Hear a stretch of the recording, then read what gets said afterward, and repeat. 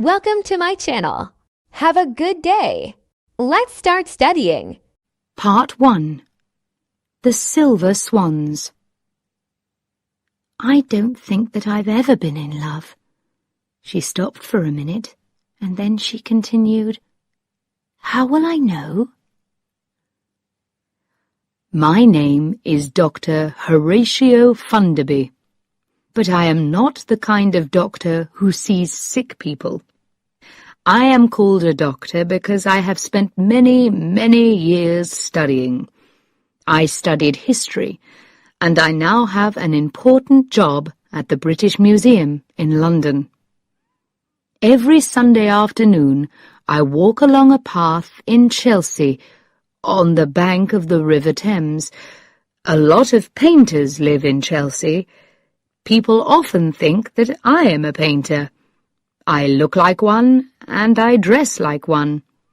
I have a white beard, I carry a black wooden stick, and I wear a large old hat. The hat is more than 40 years old, and I always wear it for my walks. I enjoy my walks very much. There is a lot to see and hear. Boats pass on the river. Birds cry noisily above it. Along this bank of the river, there are some old houseboats. People buy these houseboats because they like living on the water. They enjoy watching the passing boats and listening to the sounds of a busy river. They paint the boats in bright colours. One Sunday afternoon, I was standing by the houseboats, looking across the river. In the deepest water, in the middle of the Thames, I could see a beautiful white sailing ship. It was called the Poseidon. The back of the ship was a little unusual. I knew that the owner of the ship was Lord Struve. He was a great scientist who studied ocean life. Near the Poseidon were a large ship from South America and a dirty Spanish boat. Then I noticed one of the houseboats near the bank. It was called the Nerine, and it was very colourful. The boat was grey, but parts of it were painted in bright colours. The door was blue, and the large wooden cover in the floor of the front deck was bright red. There were some steps going from the boat to the bank of the river. These were painted blue, like the door. I saw a young girl trying to push back the cover. She wanted to get out, and she was halfway out of the hole, but she had a problem. She saw me. She didn't shout at me, but her mouth formed the words, "I can't open it." I hurried towards the Nerine.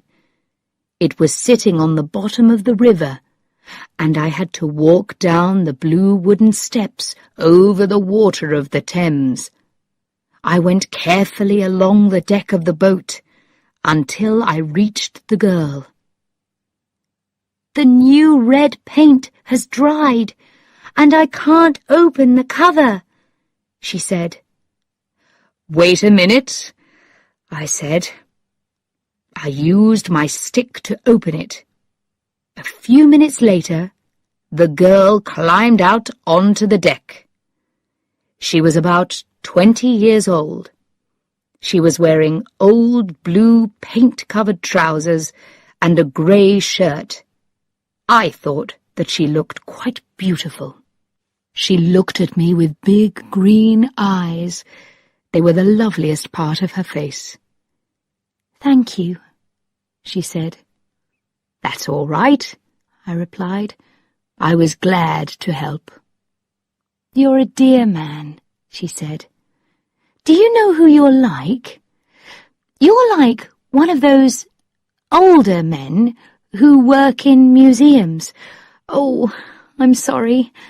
That wasn't very polite. She smiled gently. But I am an old man, I said. Please don't worry.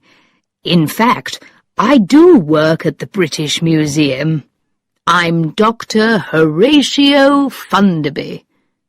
Oh, she said. The British Museum. She was silent for a second, and then she asked, Would you like to see my octopus? Yes, I would, I said, smiling. She took me down through the blue door into a green room. I could see a small bed, bookshelves, and paintings. Then I noticed 2 glass cases, one large and one small. In the small case were 2 fish, and in the large one was the octopus. Isn't it beautiful? She said. Sometimes I sit and look at it for hours. Does it have a name? I asked. Oh, I just call it octopus, she replied. And you? What's your name? I asked. After a minute, she said, My name's Thetis.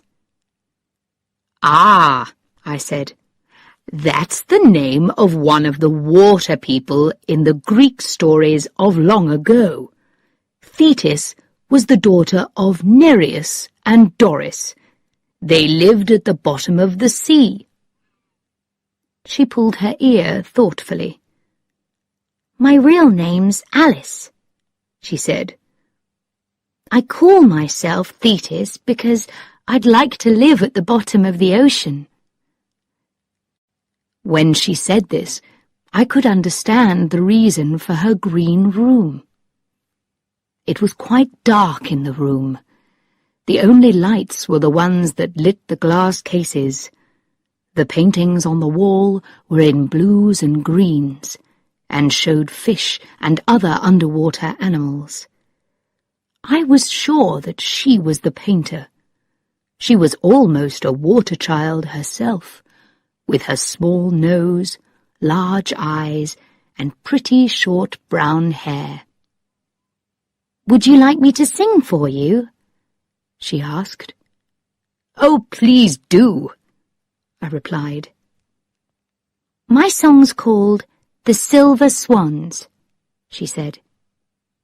She sat down, closed her eyes, and sang in a sweet, gentle voice.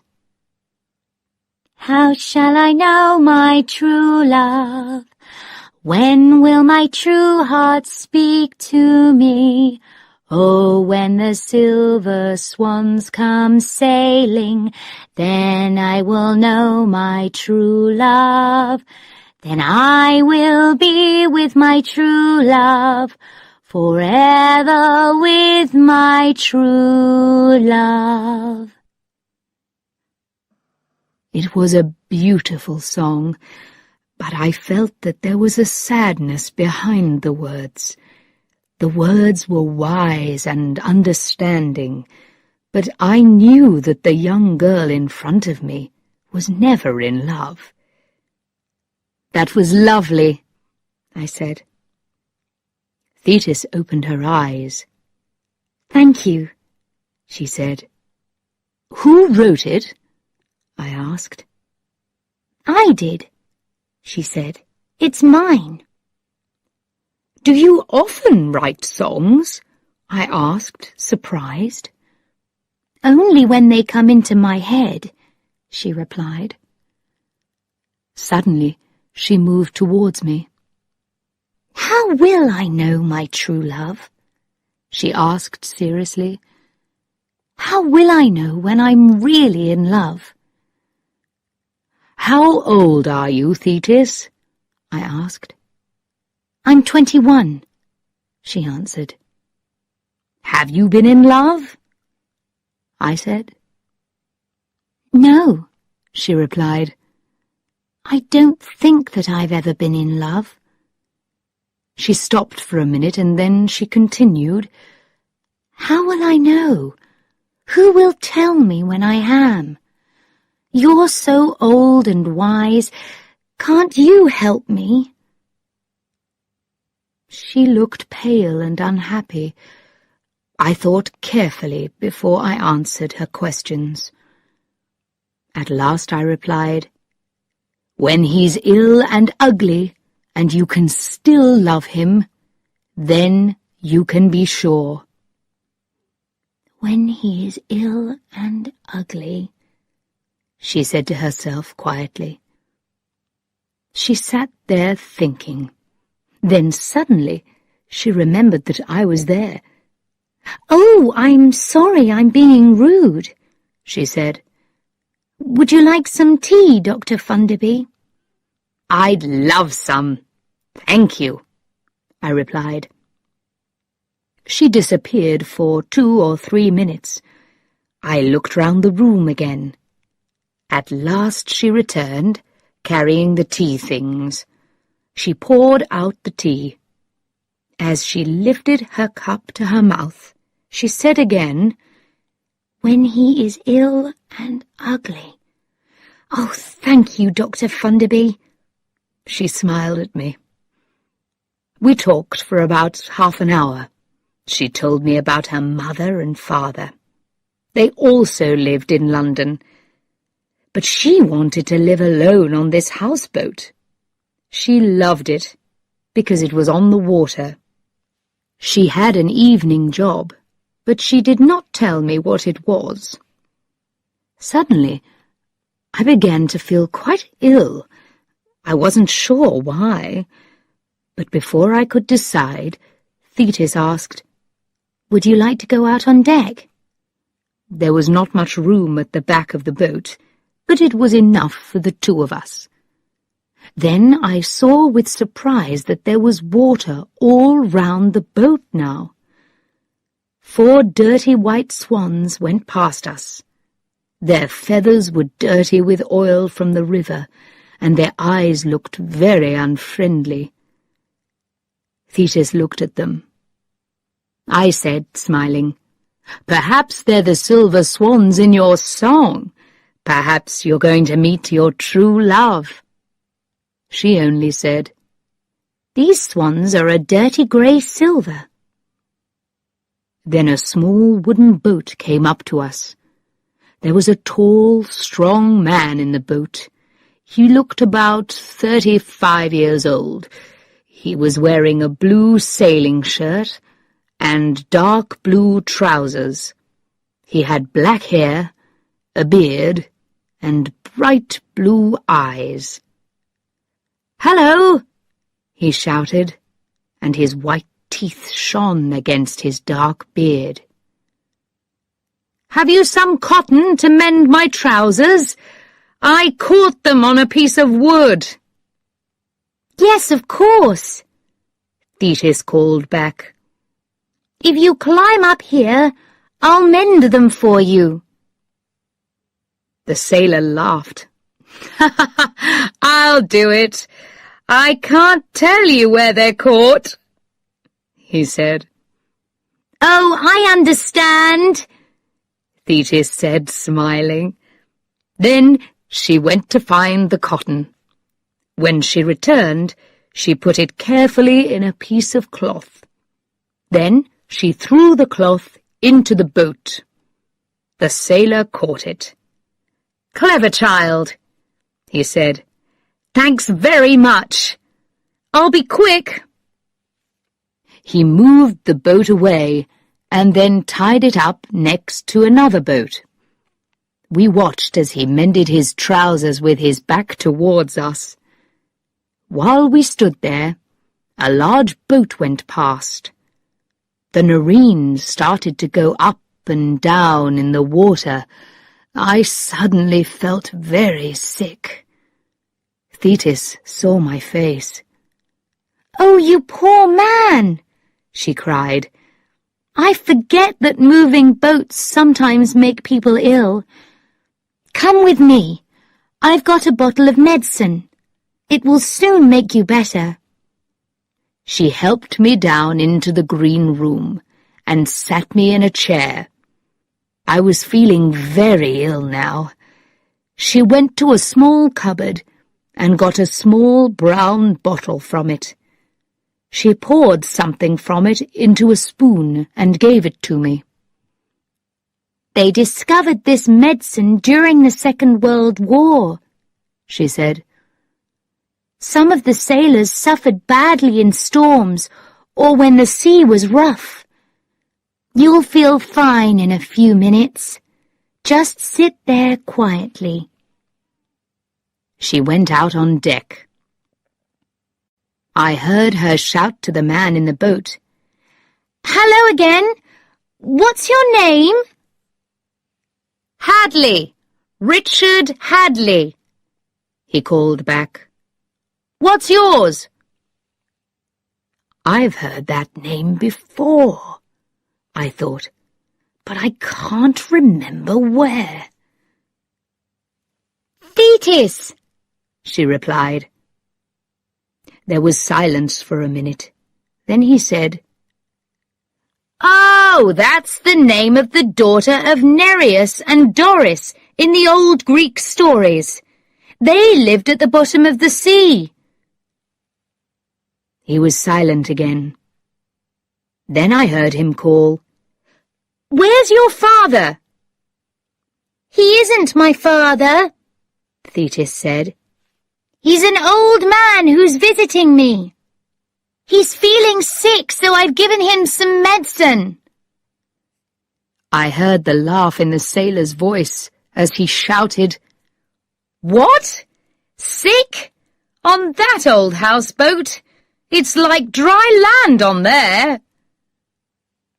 Another boat passed, and the Nareen suddenly moved up and down again.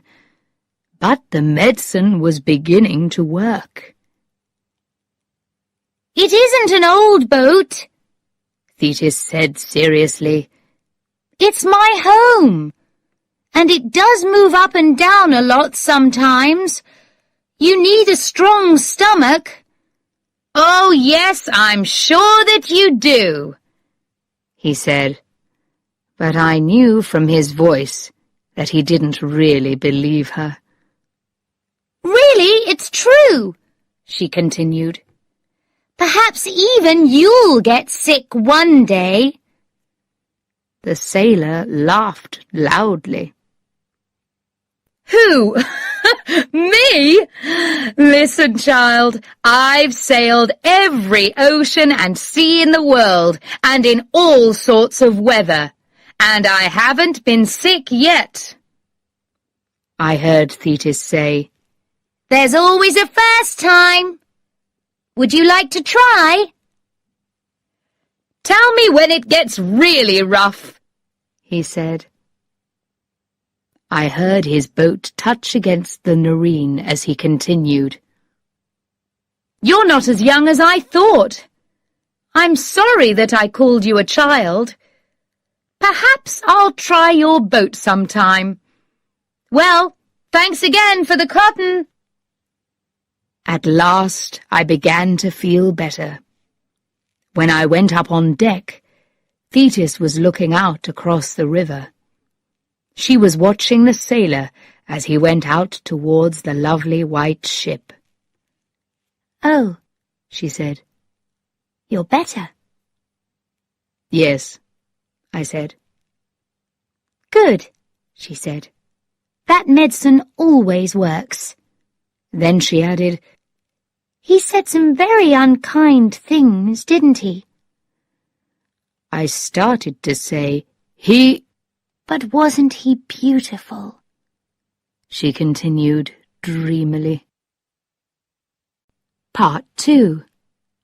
The Silver Swans. "He's very ill, isn't he, Dr. Funderby? And I love him even more than when he's well." I did not see my friend for some weeks. Then, on a rainy Sunday, as I walked past the houseboats, somebody called my name. Dr. Funderby! Dr. Funderby! I turned round. Thetis was running up the steps from the Noreen. She ran to me and said, Dr. Funderby, what shall I do? My octopus has eaten one of his arms. I replied, They often do that when people keep them, even when they feed them very well. Oh, she said, thanks for telling me that. I feel much better now. She turned and went back to her boat. As she reached the deck, I called out to her, Did your sailor ever come back? Yes, she answered, and disappeared into the boat. A few days later, a friend asked me to go and see a play with him. It was called The Unwanted, and it was at Wyndham's Theatre in London. There's a young woman in it, Alice Adams, my friend said. She's very good, they say. One day she'll be a great actress. When the play started, I couldn't believe my eyes. The young actress was Thetis. I remembered then that her real name was Alice. So this was her evening job. It was a sad play. Thetis played a young girl who falls in love with an older man. In the end, he leaves her, and she kills herself. Thetis played the part with deep feeling and understanding. It seemed to me almost that she was the poor girl. I cried for her at the end of the play. The next Sunday, I visited her on her boat. There was now another glass case in her room. There were 2 large fish in it. She was sitting in front of the case, watching them. She got up to get the brown bottle. The boat was not moving much, but she gave me some of the medicine, and I drank it. "My dear," I said, "why didn't you tell me who you were? I was at Wyndham's last week." "I did tell you," she said. "This is the person that I am here. This is the person that I really want to be." "You played the part very well," I said. "I cried at the end. How can you put so much feeling into the part, night after night? How can you show all that pain and unhappiness if you have never been in love?" She thought for a minute, then replied, "That's the other side of me. I just do it." She saw me looking at the glass case. "He gave them to me," she said. "The sailor?" I said. "Yes," she said. "Where did he get them?" I asked. "From the bottom of the river," she answered. "Did he? How?" I asked. "He went down and looked for them," she replied. "Now I remember who Richard Hadley is," I thought to myself. "Does she know? And will her heart break like the heart of the girl in the play?" "Is he in love with you?" I asked. "He laughs at me and says unkind things," she said. "Does that mean that he's in love?" "And you?" I asked. "Are you in love with him?" "I don't know," she cried. "I don't know, I don't know. Oh, Dr. Funderby, I hate being young." She put her head on my shoulder and started to cry. I tried to find the words to make her better. The next Sunday I went for my usual walk. It was very windy and the river was rough. When I saw the Nerine, she was moving from side to side. Thinking of Thetis, I hurried towards the boat. Her room was small, and the glass cases were not safe in bad weather. I noticed that the blue door was open, so I quickly went down the steps. When I reached the last step, I heard a deep cry from Thetis's room. I was afraid for her, and I hurried in. Richard Hadley was lying on the bed. He was very sick. Thetis was sitting on the side of the bed, holding his head in one of her arms. His skin was a grey colour, and his face was pale. At first, I thought that he was dying. Then the boat moved suddenly. I understood then why he was like this. "Thetis!" I cried. "The medicine! Quickly! Where is it?" "Oh!" cried the unhappy man. "Go away, both of you, and leave me to die alone." "I love him," Thetis said, happily holding his poor head in her arms. "Oh, now I know that I love him. He's very ill, isn't he, Dr. Funderby? And I love him even more than when he's well." I went to the cupboard where Thetis kept the brown bottle of medicine. It was locked. I looked at Thetis. She looked sad. "He refuses to say that he'll marry me," she said. Then she added, looking down at him, "I don't mind being a poor sailor's wife. When you sail away, I'll come with you. We can sail round the world together." I almost laughed at her words. Thetis had no idea about a sailor's life, and she had no idea who Richard Hadley was. The unhappy, weak man cried out, all right, I'll marry you. I'll do anything if you'll just go away. Please leave me to die." I was beginning to feel very ill myself, so I cried, "Thetis, you cold-hearted girl, give me the key now. How can you leave him to suffer? How can you do this to the man that you love?" She untied a piece of blue cloth from around her neck. The key was on it. She looked at the floor as she gave it to me. I knew that she was sorry now. As I opened the cupboard, I heard her say quietly, "He sailed on every ocean and sea, in all sorts of weather." I took some of the medicine. Then I gave some to the great ocean scientist, Richard Hadley, Lord Struve. Thetis looked at me. "Will you come to our wedding, Dr. Funderby?" she asked.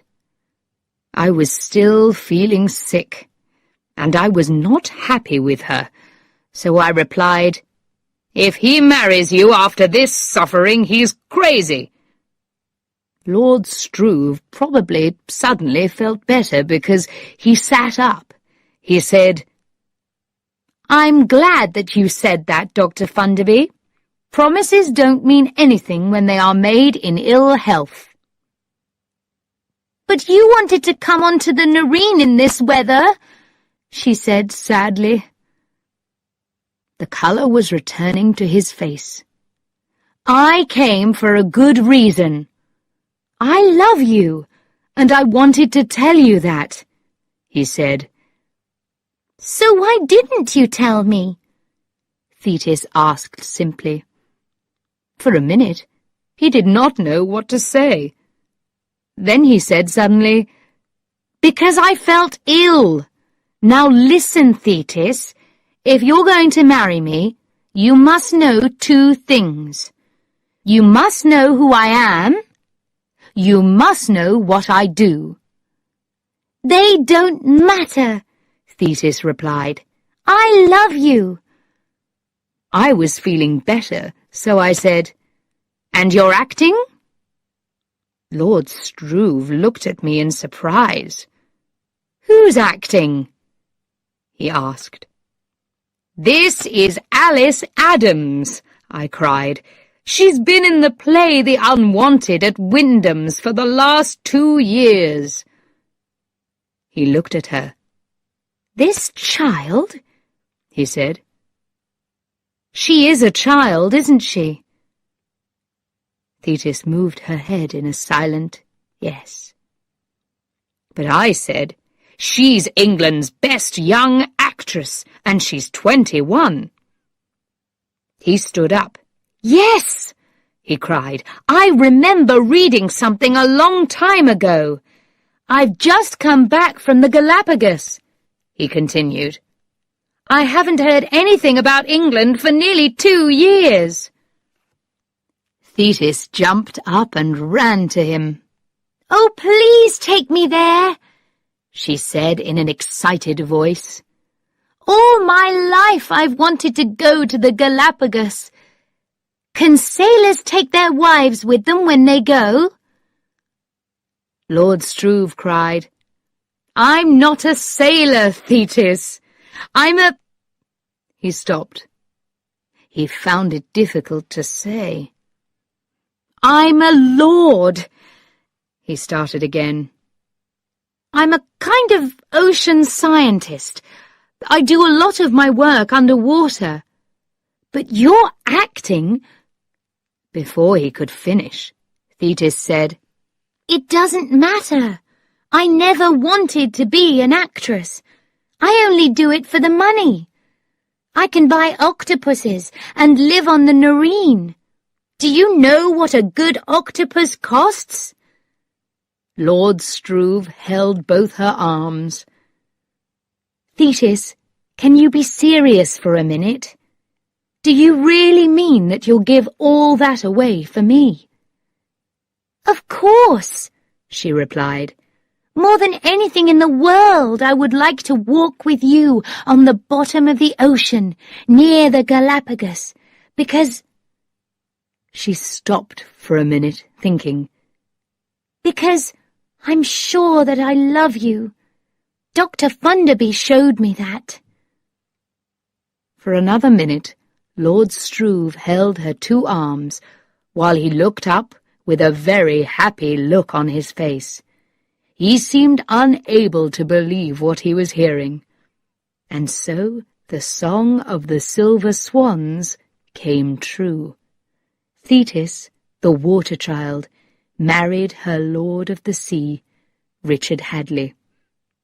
I still walk along by the River Thames, but I don't enjoy the walk as much as before.